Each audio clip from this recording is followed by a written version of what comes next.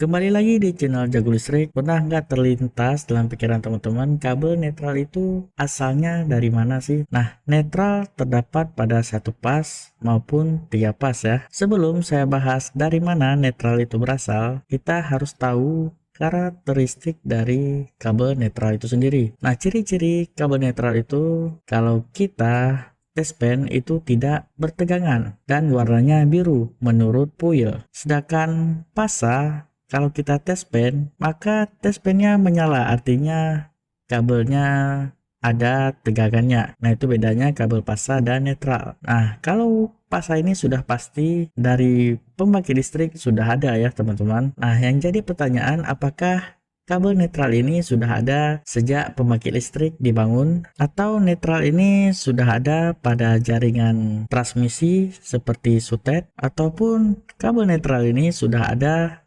pada jaringan distribusi primer atau kita sering sebut tiang tegangan menengah. Nah, jawabannya netral ini tidak terdapat pada ketiga jenis yang saya sebutkan tadi. Terus dari manakah netral ini berasal, teman-teman? Nah, kita harus tahu dulu proses sampainya listrik pada rumah kita, teman-teman. Jadi ada beberapa tahap transmisi listrik dari pembangkit lalu sampai ke rumah kita dan kita bisa gunakan untuk peralatan listrik kita di rumah. Nah, yang pertama ada pembangkit listrik.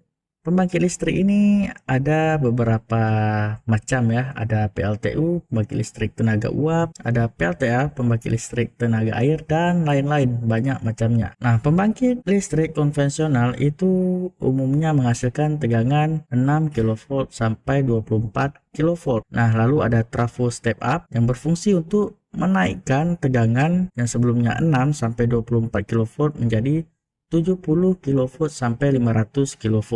Nah, ini namanya jaringan transmisi. Contohnya seperti yang teman-teman lihat sutet. Nah, itu adalah jaringan transmisi 70 kV sampai 500 kV. Lalu 70 sampai 500 kV ini diturunkan lagi dengan trafo step down sehingga menjadi 20 kV. Nah, 20 kV ini sering kita sebut jaringan distribusi primer ya, atau tegangan menengah. Nah, contohnya yang listrik yang ada di dekat-dekat rumah kita yang terdiri hanya dari 3 kabel. Lalu 20 kV ini diturunkan lagi dengan trafo step down sehingga menghasilkan 380 volt untuk 3 pas dan 220 volt untuk 1 pas. Nah, ini dinamakan jaringan distribusi sekunder atau tegangan rendah. Nah, jaringan distribusi sekunder ini pasti teman-teman sering lihat ya di rumah teman-teman sendiri. Itu ada KWH, lalu ada kabel yang terpasang pada